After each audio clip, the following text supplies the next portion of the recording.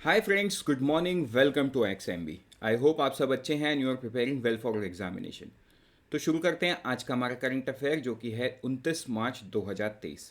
So friends, before I begin let me remind you, revision is very very important क्योंकि आप हर दिन जो new video देख रहे हो, न्यूज़ पढ़ रहे हो, ये आप तभी याद कर पाओगे जब आप रिवाइज करोगे, right? With this note, let us start the first news, that is GST rate rationalization unlikely before 2024 Lok Sabha election. Right, मतलब जैसे कि आपको पता है 2024 में लोकसभा इलेक्शन है। लोकसभा मतलब प्राइम मिनिस्टर सिलेक्शन का जो इलेक्शन होता है उसको लोकसभा इलेक्शन कहा जाता है। राइट, तो ये जो इलेक्शन है ये 2024 में होगा एंड ये जो न्यूज़ है, ये न्यूज़ ये बोल रहा है कि जो जीएसटी रेट रैशनलाइजेशन है ये तो अभी 2024 के पहले होता हुआ नहीं दिख रहा है। लेकिन देखो, ये जो रैशनलाइजेशन है, क्या इस वर्ड का मीनिंग आपको पता है?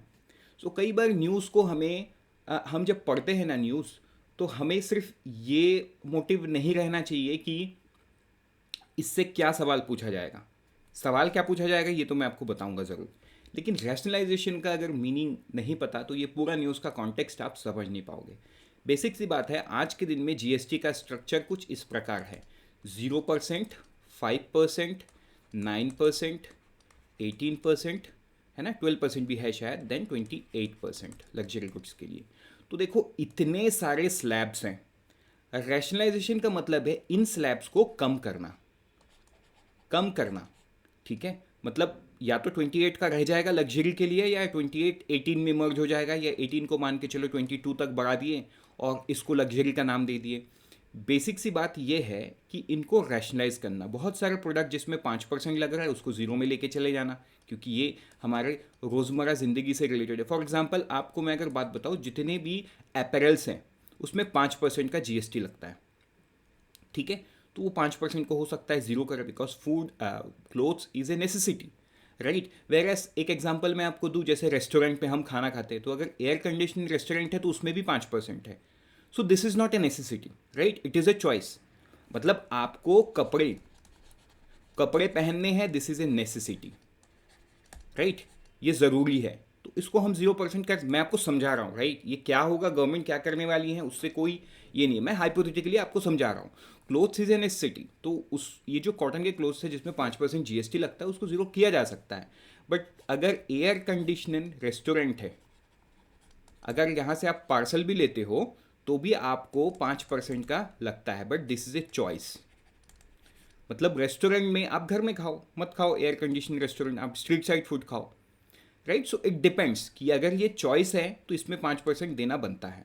लेकिन जो नेसेसिटी है उसको हम ज़ीरो कर भी सकते हैं। लेकिन कई बार क्या होता है ना, इनपुट के वजह से इसमें 5% रखना बहुत ज़रूरी है, राइट। फॉर एग्जाम्पल अगर मैं बताऊं आपको, शायद ये ध्यान नहीं होगा, बहुत कुछ दिनों पहले जो सैनिटरी नैपकिन्स है उसमें 5% का जीएसटी लगाया गया। पहले वो 0% था, तो उसमें इसीलिए लगाया गया क्योंकि इनपुट कॉस्ट की वजह से अगर 5% नहीं लगाए तो वो महंगा बन रहा था। मतलब जो ये ना वो महंगा बन रहा था, तो उसको कम करने के लिए 5% लगाया गया। इसी को बोलते हैं रैशनलाइजेशन। तो based on all this factors, this rationalisation is not happening visibly before 2024, ये न्यूज़ में आपको बता रहा है। लेकिन इसमें सवाल आपको क्या पूछेगा कि जो ग्रुप ऑफ मिनिस्टर्स है, जीएसटी काउंसिल के अंडर में ग्रुप ऑफ मिनिस्टर्स हैं जो ये चीज़ डिसाइड करके जीएसटी काउंसिल को बताते हैं। फॉर एग्जांपल कमिटी, कोई भी कुछ भी बड़ा बदलाव लाने के लिए इवन आरबीआई क्या करता है, कोई कमिटी बना देता है। तो वैसे जीएसटी काउंसिल के अंदर में ये ग्रुप ऑफ मिनिस्टर्स जीओएम बनता है। तो किसी भी एक मिनिस्टर के अंडर में और भी कुछ फाइनेंस मिनिस्टर होते हैं अलग अलग स्टेट्स के, दे रिकमेंड टू जीएसटी काउंसिल। उसके बाद वो जीएसटी काउंसिल डिपेंड करेगा कि वो उसको एक्सेप्ट करता है नहीं करता है, वो बात की बात है। बट इन मोस्ट केसेस वो एक्सेप्ट हो जाता है क्योंकि वो रूलिंग पार्टी का ही कोई मिनिस्टर जीओएम का हेड होता है। तो यहाँ पे भी सेम केस है। तो ये जो जीओएम का हेड है कौन है, कर्नाटका चीफ मिनिस्टर बसवराज बोमानी। तो अब देखो, कर्नाटका के जो चीफ मिनिस्टर है ये तो अभी कुछ दिन के लिए है, क्योंकि कर्नाटका तो पोल बाउंड स्टेट है। मतलब आई थिंक आज ही 11 बजे इलेक्शन कमीशन इसके डेट्स को डिक्लेयर करने वाले हैं। So any time this is not happening now. I hope this is clear. बढ़ते हैं आगे नेक्स्ट न्यूज़ की तरफ, वो है special situation fund Kotak Mahindra arm raises 1.25 billion. ठीक है, तो देखो स्पेशल सिचुएशन फंड नाम से ही क्लियर है। तो ये जो पैसा कोटक महिंद्रा बैंक उठा रहा है, ठीक है, this is second special situation fund. The money raised will be deployed in equity, debt capital and hybrid instrument across sector statement. मतलब ये इक्विटी, डेट कैपिटल और हाइब्रिड इंस्ट्रूमेंट में इसको डालने वाले हैं. The overall targeted amount for the second fund which will be domiciled in GIFT City is 1.6 billion. ठीक, पहला जो फंड था वो कितने का था? 1 बिलियन का डिप्लॉयमेंट था. अभी ये क्या है? ये है सेकेंड. तो ये आपको ध्यान में देना है. This is the second fund and कितना अमाउंट है? 1.25 बिलियन. कौन सा बैंक इन्वॉल्व है? कोटक महिंद्रा बैंक. फंड का नाम क्या है? Special situation fund. तो ये सारी चीज़ आपको ध्यान में देना होगा. बढ़ते आगे नेक्स्ट न्यूज़ की तरफ. वो है Japan commits ₹7084 crore for the 3 infrastructure projects in India. वो 3 इंफ्रास्ट्रक्चर प्रोजेक्ट कौन से हैं? एक है Patna metro rail construction project, एक है Rajasthan water sector livelihood improvement project और तीसरा है वेस्ट बंगाल का एक प्रोजेक्ट जो कि project for forestry and biodiversity conversion for climate change response in West Bengal. तो ये जो 3 प्रोजेक्ट है, इस 3 प्रोजेक्ट के लिए जो जापान है उन्होंने कमिट किया 7084.5 करोड़ टू इंडिया. ये आपको ध्यान में देना है. ठीक है, बढ़ते हैं आगे नेक्स्ट न्यूज़ की तरफ. वो है PFRD increases ombudsman upper age limit to 70 years from 65 years. ये गजेटेड नोटिफिकेशन से सामने आया है कि जो अपर एज लिमिट है ओम्बड्समैन का वो अब 65 ईयर से उन्होंने 70 साल तक बढ़ा दिया है. ठीक है, ये आपको ध्यान में देना होगा. अब हम बढ़ेंगे आगे नेक्स्ट न्यूज़ में. वो है TRAI direct telecom company to report network outage with reason. तो कई सारे रीजन में ना नेटवर्क आउटेज रहता है, मतलब कुछ दिनों के लिए नेटवर्क बंद रहता है या 1 घंटे के लिए बंद रहता है. तो ये सारा जो बंद अब टेलीकॉम कंपनीज को ट्राई को विथ प्रॉपर रीज़न जस्टिफिकेशन देके बताना पड़ेगा. एंड ये नियम किसने बनाया? ट्राई ने खुद ने बनाया. Right, the telecom regulator TRAI on Tuesday directed telecom operator to start reporting about network outage that affects all consumers in a district. Right, तो ये बहुत important step है towards मतलब नेटवर्क को और सही करने का. Because may be if you come from Tier 2 और Tier 3 सिटी, आपको ये चीज़ तो सही नहीं लग रहा है. मतलब लग रहा है क्या ही है, नेटवर्क आउटेज तो बहुत लिमिटेड है, होता ही नहीं है, ना के बराबर, नेग्लिजिबल. बट रूरल इंडिया में आज भी है जहाँ 2 से 3 दिन या 24 घंटे के लिए नेटवर्क को बंद कर दिया जाता है. May be due to multiple reasons. Right, let us not discuss the reason, but बहुत सारे रीजन्स की वजह से नेटवर्क बंद रहता है. तो ये सारे जो बंद है विद प्रॉपर जस्टिफिकेशन अब ट्राई को बताना मैंडेटरी कर दिया है. ट्राई ने ये टेलीकॉम कंपनीज को बताया है. तो अगर आप देखोगे इंडिया में कितने टेलीकॉम कंपनीज है, एक है जियो, एक है एयरटेल, एक है वोडाफोन आइडिया, एक है BSNL.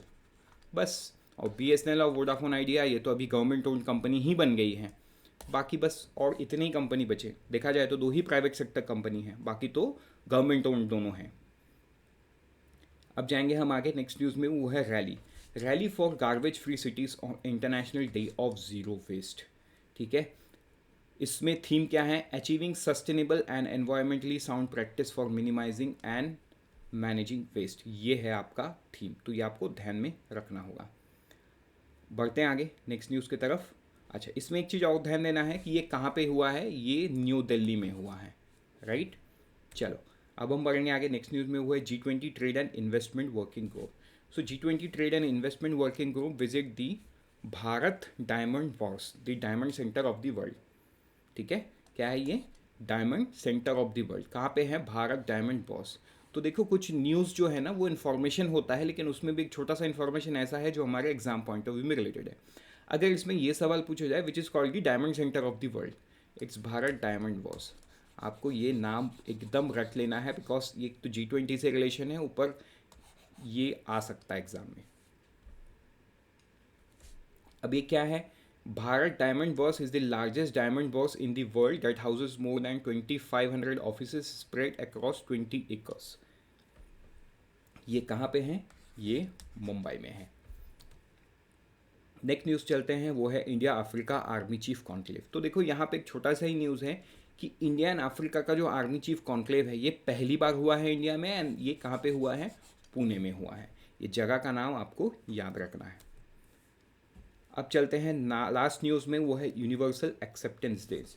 तो MEITI organized 2 days event on Universal Acceptance Days to promote multilingual internet for digital inclusion in India. Universal acceptance days कब है? 28 मार्च 2023 को सेलिब्रेट किया जाता है। तो ये डे भी आपको याद करना होगा। With this we are done for the day. Let's meet tomorrow morning once again. Till then, unfold your potential. All the best for all the exams that you are preparing, and always remember, IXMB helps you prepare 50% faster.